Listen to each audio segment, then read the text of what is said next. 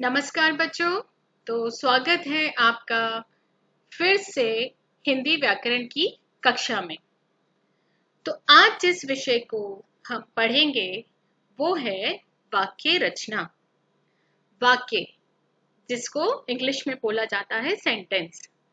तो वाक्य क्या है, वाक्य के कौन से तत्व या गुण होते हैं और हम वाक्यों को किन किन भेदों के आधार पर विभाजित कर सकते हैं, आज की इस कक्षा में हम इन्हीं सब विषयों पर चर्चा करते हैं।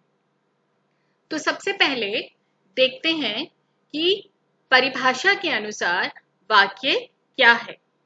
जैसा कि आप देख ही रहे हैं, शब्दों के व्यवस्थित तथा सार्थक समूह को वाक्य कहते हैं।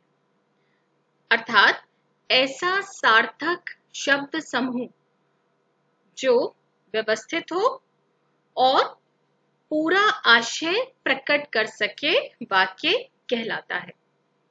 क्योंकि अगर शब्द व्यवस्थित क्रम में नहीं होंगे और वे कोई आशय प्रकट नहीं करेंगे तो हम और आप दोनों ही उन शब्दों के समूह को समझने में, उसके अर्थ को समझने में असमंजस हो जाएंगे। अतः जो शब्दों का व्यवस्थित और सार्थक समूह होता है उसे ही वाक्य कहते हैं। उदाहरण के लिए, पौधा खिला फूल में है एक। अब यहाँ पर शब्दों का समूह तो है परंतु अव्यवस्थित रूप में है। इसी को मैं क्रमबद्ध तरीके से अगर लगाती हूँ तो वाक्य तैयार होता है, पौधों में एक फूल खिला है। अब आप देख रहे हैं कि यहाँ पर सभी शब्दों का एक व्यवस्थित क्रम है और जो एक अर्थ को प्रकट करने में भी सक्षम है। इन शब्दों के समूह का एक आशय है जो हमारे सामने बहुत अच्छे तरीके से प्रकट हो रहा है। इसी प्रकार एक अन्य उदाहरण है, घर सुंदर है बहुत हमारा। ये भी शब्दों का एक समूह है जो अव्यवस्थित रूप से लगा हुआ है। इसको अगर हम व्यवस्थित रूप देते हैं तो बनता है, हमारा घर बहुत सुंदर है। इस प्रकार हमने देखा कि जब शब्दों के क्रम को व्यवस्थित रूप से लगाया जाता है और वो कोई एक सार्थक अर्थ को प्रकट करता है तो उसे वाक्य कहा जाता है। अब हम देखते हैं कि इस वाक्य को कितने भागों में बांटा जाता है। किसी भी वाक्य को दो भागों में बांट सकते हैं। वाक्य के दो भेद होते हैं, एक उद्देश्य और दूसरा विधेय। उद्देश्य जिसको अंग्रेजी भाषा में हम कहते हैं सब्जेक्ट, और विधेय जिसे बोला जाता है प्रेडिकेट। तो इस प्रकार हम कह सकते हैं कि कर्ता और क्रिया इन दोनों पक्षों के अनुसार वाक्य के दो पक्ष बन जाते हैं, उद्देश्य और विधेय। अब आप सोचेंगे कि कर्ता और क्रिया क्या है, इसके बारे में भी मैं आपको समझाऊंगी। सबसे पहले बात करते हैं उद्देश्य की, यानी सब्जेक्ट। अब उद्देश्य क्या है? वाक्य में जिसके विषय में कुछ कहा जाए उसे उद्देश्य कहते हैं। जैसे मैंने आपसे बात की कर्ता के बारे में, तो किसी भी वाक्य में हम कर्ता के बारे में ही कहते हैं। सरल शब्दों में जिसके बारे में कुछ बताया जाता है उसे उद्देश्य कहते हैं। उदाहरण के लिए, पूनम किताब पढ़ती है, सचिन दौड़ता है। अब आप इन दोनों वाक्यों में देखेंगे कि पूनम के विषय में बात की जा रही है और दूसरे वाक्य में सचिन के विषय में बात की जा रही है। तो इस आधार पर हम कह सकते हैं कि पूनम उद्देश्य है और सचिन उद्देश्य है। ये दोनों ही कर्ता भी हैं। उद्देश्य के भी दो भाग होते हैं, एक होता है कर्ता और एक होता है कर्ता का विशेषण या कर्ता से संबंधित शब्द। वो कैसे? वो ऐसे, जैसे एक उदाहरण दिया हुआ है मैंने, परिश्रम करने वाला व्यक्ति सदा सफल होता है। अब इसमें हमें साफ तौर पर दिखाई दे रहा है कि व्यक्ति करता है, व्यक्ति सदा सफल होता है, लेकिन हमें यहाँ पर व्यक्ति शब्द का, कर्ता शब्द का विशेषण भी दिखाई दे रहा है, वो है परिश्रम करने वाला। तो कर्ता का विस्तार भी उद्देश्य के भाग में ही इंक्लूडेड होता है, उसमें संबंधित होता है, उससे जुड़ा होता है। तो इस वाक्य में कर्ता का विस्तार है परिश्रम करने वाला। इस प्रकार आपको इस बात को ध्यान रखना होगा कि उद्देश्य का भी दो भाग होते हैं, एक कर्ता और दूसरा कर्ता से संबंधित विशेषण, जिसको कि कर्ता का विस्तार कहा जाता है। हमारा अगला वाक्य का भाग है विधेय। विधेय यानी उद्देश्य के विषय में जो कुछ कहा जाए उसे विधेय कहते हैं। इसके अंतर्गत क्रिया, क्रिया का विस्तार, कर्म, कर्म का विस्तार, ये सब आते हैं। उदाहरण के लिए पूनम किताब पढ़ती है। इस वाक्य में किताब पढ़ती है विधेय है, क्योंकि पूनम के विषय में कहा गया है। जैसे कि हमने उद्देश्य जब पढ़ा था तो हमने देखा था कि पूनम करता है, पूनम उद्देश्य है, पूनम के विषय में बात की जा रही है। और अब हम कह रहे हैं कि किताब पढ़ती है विधेय है, प्रेडिकेट है, क्योंकि वो क्या है, कर्ता ने जो क्रिया की है वो विधेय है। अर्थात उद्देश्य के विषय में जो कुछ कहा गया है वो विधेय है।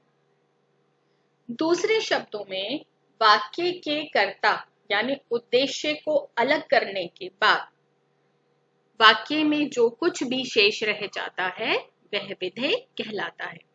हमें इस बात को समझने के लिए ये ध्यान रखना होगा कि उद्देश्य को जब अलग किया जाता है तो ऐसा ना हो कि हम उसमें उद्देश्य के विस्तार को छोड़ दें।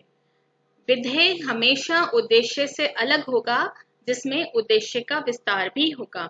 उद्देश्य और साथ में उद्देश्य का विस्तार, इनको अलग करने के बाद वाक्य में जो कुछ शेष बचेगा वह क्या कहलाएगा? वह विधेय। जिस प्रकार उद्देश्य का विस्तार होता है उसी प्रकार विधेय का विस्तार भी होता है। उदाहरण के लिए, लंबे लंबे बालों वाली लड़की अभी अभी एक बच्चे के साथ दौड़ते हुए उधर गई। अब इस वाक्य में विधेय है गई और इसका विस्तार क्या है? अभी अभी एक बच्चे के साथ दौड़ते हुए उधर। ये है हमारा विधेय का विस्तार। अगर हम इसमें से बाकी शब्दों को अलग कर दें, हम बोलेंगे लड़की गई। अब लड़की क्या है? उद्देश्य, और गई विधेय। उद्देश्य का विस्तार क्या है? लंबी लंबी बालों वाली, ये उद्देश्य का विस्तार है। और गई का क्या विस्तार है? अभी अभी एक बच्चे के साथ दौड़ते हुए उधर। इस वाक्य के द्वारा आपको स्पष्ट हो गया होगा कि उद्देश्य का विस्तार क्या है और विधेय का विस्तार क्या है। उद्देश्य क्या है और विधेय क्या है। और भी कुछ उदाहरण हैं जिनके द्वारा हम इस चीज को समझ सकते हैं। जैसे परिश्रमी व्यक्ति सफल रहता है। अब इसमें उद्देश्य है व्यक्ति और व्यक्ति का विस्तार है परिश्रमी। परिश्रमी व्यक्ति सफल रहता है, उद्देश्य व्यक्ति और उद्देश्य का विस्तार परिश्रमी, और सफल रहता है ये हमारा हुआ विधेय। इसी प्रकार एक और अन्य वाक्य है, वीर हनुमान ने लंका में आग लगा दी। तो यहाँ पर उद्देश्य है हनुमान ने, विस्तार क्या है? वीर, और विधेय क्या है? लंका में आग लगा दी। इसी प्रकार अगर हम विधेय के संदर्भ में बात करें तो एक उदाहरण है, सीता पुस्तक लिखती है। सीता उद्देश्य, विधेय का विस्तार पुस्तक और लिखती है विधेय। राधिका लिखकर ही उठेगी। उद्देश्य राधिका, विधेय का विस्तार लिखकर ही और विधेय उठेगी।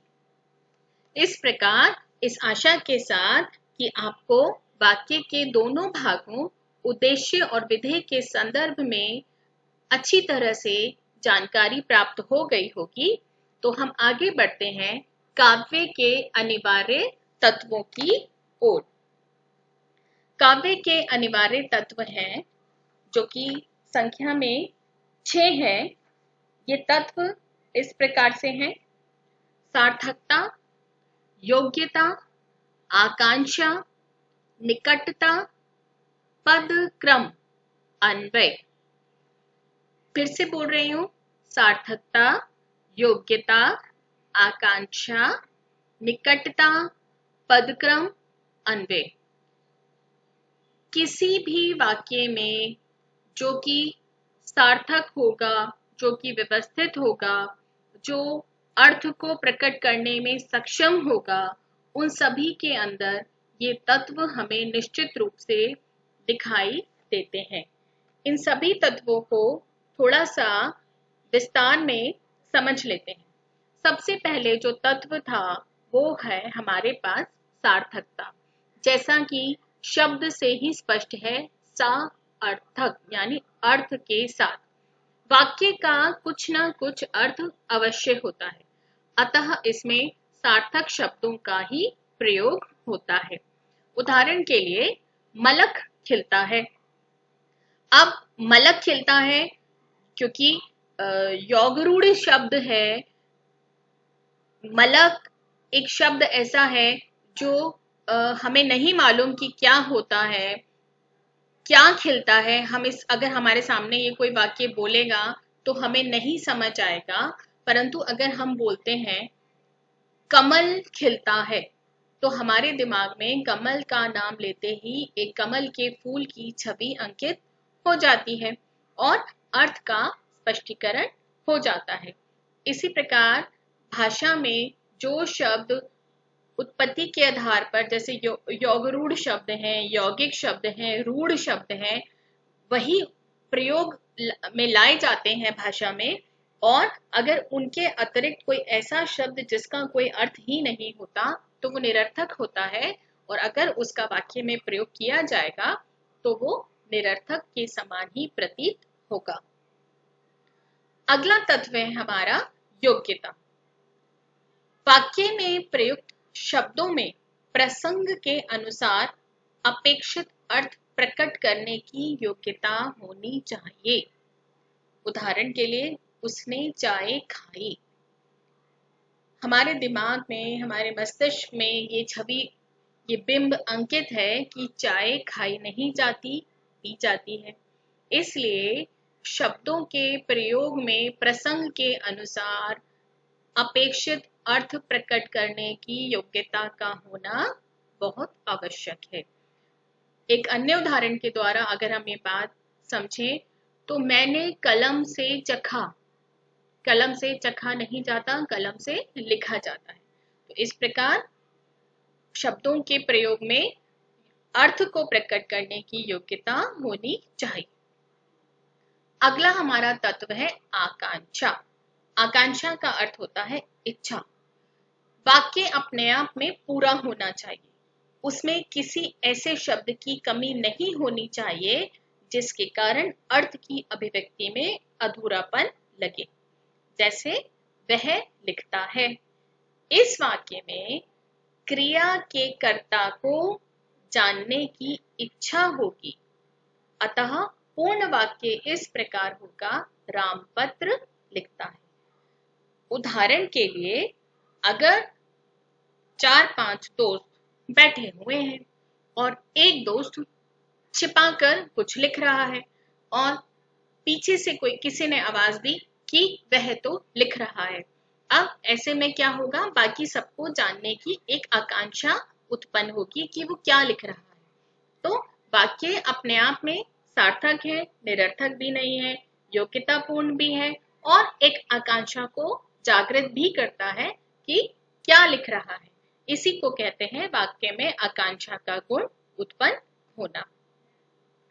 अगला तत्व हमारा है निकटता। निकटता यानी आपस में संबंधों में, शब्दों के संबंध में निकटता होना।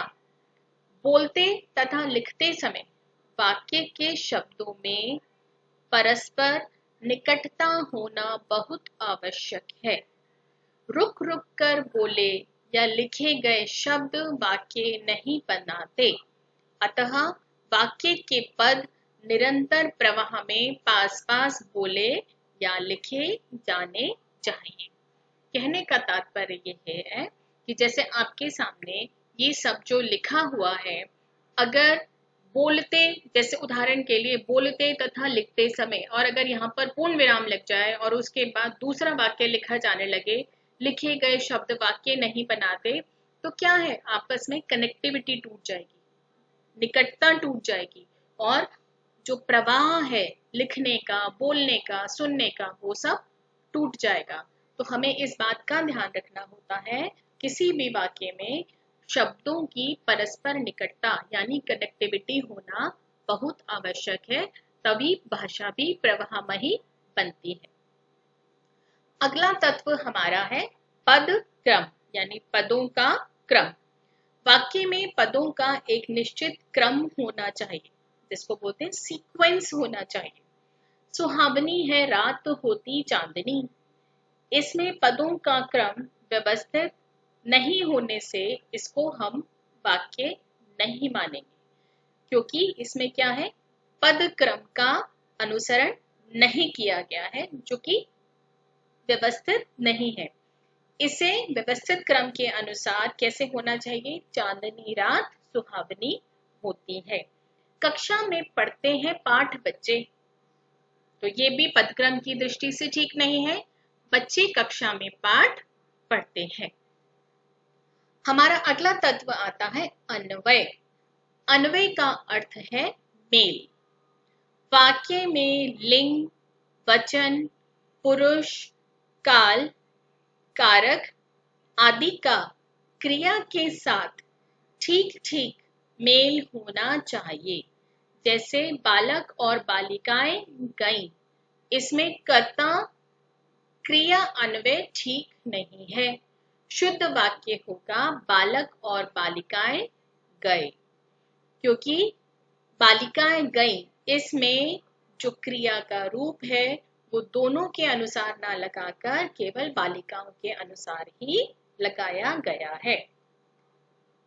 पिताजी दफ्तर गईं, अब पिताजी क्योंकि पुल्लिंग है और हम क्रिया का रूप अगर स्त्रीलिंग के अनुसार लगा रहे हैं, तो अन्वय की दृष्टि से ये अर्थ का कोई मेल नहीं है और ये वाक्य भी नहीं माना जाएगा।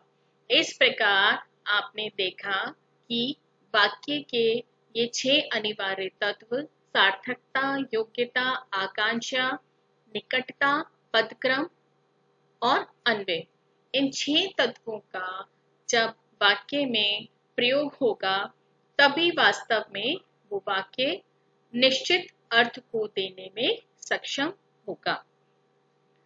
अब बात करते हैं हम वाक्य के भेदों की। वाक्य के 2 भेद होते हैं जिन्हें हम 2 आधारों पर बांटते हैं। एक है रचना के आधार पर और दूसरा है अर्थ के आधार पर। रचना के आधार पर जब वाक्यों को बांटा जाता है तो हम वाक्य की बनावट को ध्यान में रखते हैं, जिसको हम 3 भागों में बांटते हैं। पहला सरल वाक्य, दूसरा संयुक्त वाक्य और तीसरा मिश्र वाक्य। इसी प्रकार अर्थ के आधार पर, अर्थात वाक्य को पढ़ने के पश्चात, वाक्य को लिखने के पश्चात, वाक्य को सुनने के पश्चात वो किस प्रकार के अर्थ की अभिव्यक्ति कर रहा है, उसी आधार पर वाक्य को 8 भेदों में बांटा गया है। पहला विधानवाचक वाक्य, दूसरा आज्ञावाचक वाक्य, तीसरा निषेधवाचक वाक्य, चौथा प्रश्नवाचक वाक्य, पांचवा विस्मयादि वाचक वाक्य, छठा इच्छावाचक वाक्य, सातवां संदेहवाचक वाक्य और आठवां संकेतवाचक वाक्य। सीबीएसई के पाठ्यक्रम के अनुसार रचना के आधार पर वाक्य के जो 3 भेद हैं, ये हम कक्षा 10वीं के पाठ्यक्रम में पढ़ते हैं और अर्थ के आधार पर जो ये 8 भेद हैं, इन्हें हम कक्षा 9वीं के पाठ्यक्रम में पढ़ते हैं। तो अगली कक्षा में हम कक्षा 9वीं के लिए अर्थ के आधार पर इन 8 भेदों की चर्चा करेंगे और कक्षा 10वीं के लिए हम रचना के आधार पर इन 3 भेदों की चर्चा विस्तार रूप में करेंगे। तब तक के लिए आपसे आज्ञा लेती हूँ। धन्यवाद।